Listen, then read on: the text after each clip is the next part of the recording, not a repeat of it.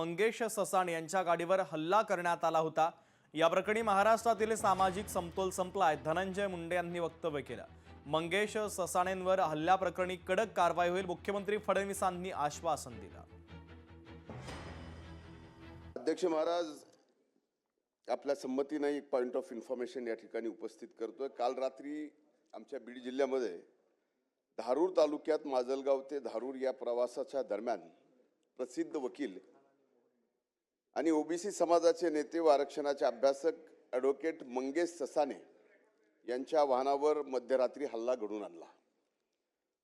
याच्या अगोदर अध्यक्ष महाराज, माननीय लक्ष्मण हाके यांच्या सहकारी असलेला पवन करवर याच्यावर माजलगाव तालुक्यात एका हॉटेलमध्ये जीवघेणा हल्ला झाला।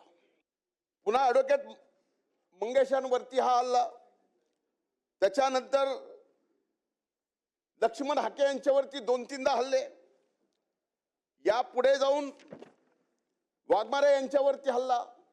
म्हणजे कुणीही एखादं सामाजिक आंदोलन करणारा नेता किंवा कार्यकर्ता या महाराष्ट्रामध्ये सामान्यरित्या फिरू शकतो का? एवढी वाईट अवस्था झालेली आहे। मी तर याच्या पलीकडे जाऊन म्हणेल, एका भावाला जर शिक्षा झाली दुसऱ्या भावाला व्हायला पाहिजे, सारखा गुन्हा असेल तर। म्हणून याबाबत अध्यक्ष महाराज आपल्या संमतीने पॉइंट ऑफ इन्फॉर्मेशन या ठिकाणी मांडतोय।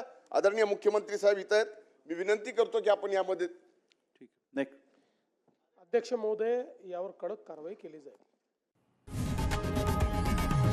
लोकशाही मराठी ऐका, पहा, जागरूक रहा।